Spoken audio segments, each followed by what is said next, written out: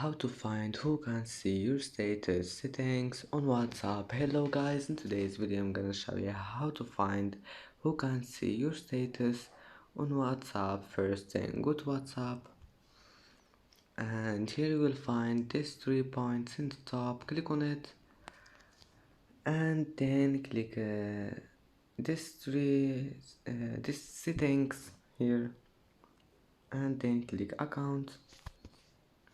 And here you will find privacy. Click on it and then click this one, status, and as you see here you can find who can see your status. And that's it for today's video.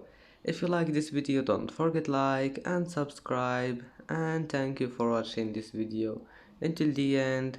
And now see you in the next video.